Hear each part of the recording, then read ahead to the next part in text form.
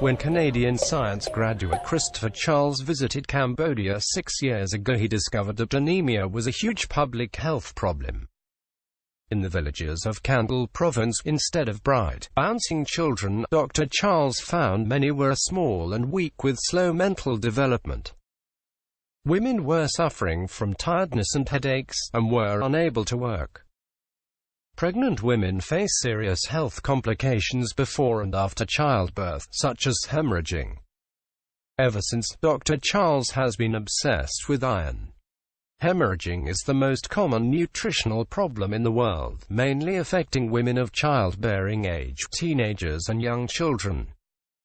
In developing countries, such as Cambodia, the condition is particularly widespread, with almost 50% of women and children suffering from the condition, which is mainly caused by iron deficiency. The standard solution, iron supplements or tablets to increase iron intake, isn't working.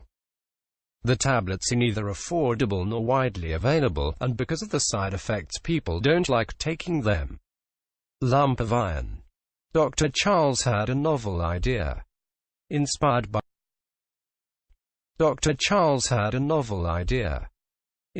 by previous research which showed that cooking in cast iron pots increased the iron content of food, he decided to put a lump of iron into the cooking pot made from melted down metal.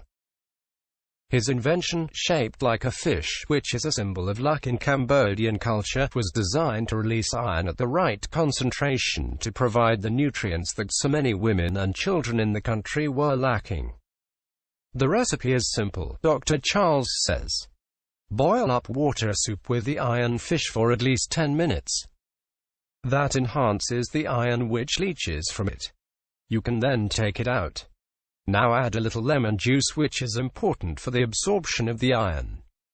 If the iron fish is used every day in the correct way, Dr. Charles says it should provide 75% of an adult's daily recommended intake of iron, and even more of a child's. Trials on several hundred villages in one province in Cambodia showed that nearly half of those who took part were no longer anemic after 12 months. In a previous trial, published in the European Journal of Public Health, participants started using water from wells after a few months, because of drought, which was contaminated by arsenic. Arsenic blocks the uptake of iron, so it looked like the fish had stopped working. Professor Imelda Bates, head of the International Public Health Department at Liverpool School of Tropical Medicine, says the iron fish is a welcome development.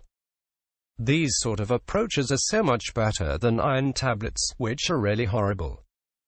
If it's something that is culturally acceptable and not too costly, then any improvement to anemia levels would be of great benefit.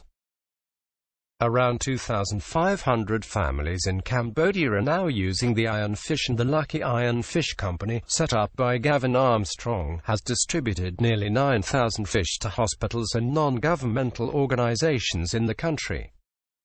What pleases Dr. Charles most is the fact that villages appear to have accepted the smiling iron fish, which is 3 inches (7.6 centimeters) long and weighs about 200 grams (7.1 ounces). One woman and her daughter, who are part of a current trial in Phra Vihear province, told us they would use it during cooking. I'm happy. The blood test results show that I have the iron deficiency problem, so I hope will be cured and will be healthy soon.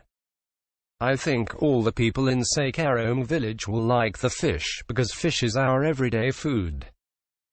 The World Health Organization estimates that 2 billion people, over 30% of the world's population, are anemic, mostly due to iron deficiency. It says stopping iron deficiency is a priority for individuals and countries. The benefits are substantial. Timely treatment can restore personal health and raise national productivity levels by as much as 20%, it has said.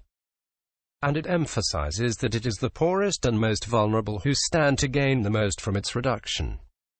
But there are other forms of anemia. It can also be caused by vitamin B12 and A deficiencies, parasitic infections, such as malaria, and other infectious diseases. That is when it gets complicated, says Professor Bates. Anemia is a multifactorial problem. It's the end product of many different health issues. And measuring whether people have enough iron or not in their bodies is very difficult in developing countries, she said. As a result, she says, knowing how many people really are iron deficient isn't easy to work out. In those with iron deficiency anemia, the cause is often poor diet. And that's the case in Cambodia, Dr. Charles says. They have a really poor diet, a big plate of white rice and maybe a small cut of fish. That's the 2 meals a day. And it's just not meeting the nutritional requirements.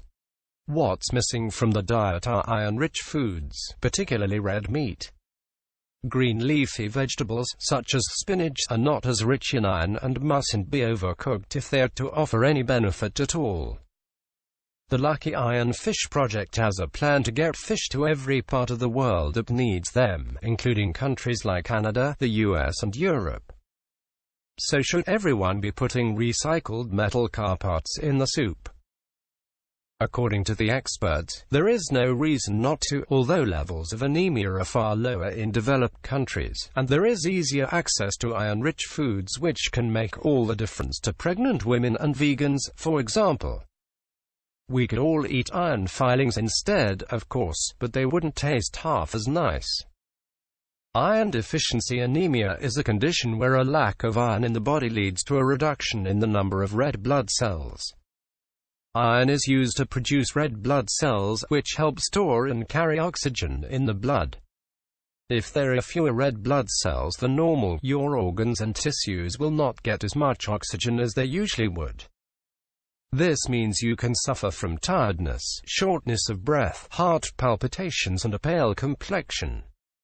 If left untreated, it can make people more susceptible to illness and infection. Pregnant women and children are particularly vulnerable. Anemia is thought to contribute to 20% of all deaths during pregnancy.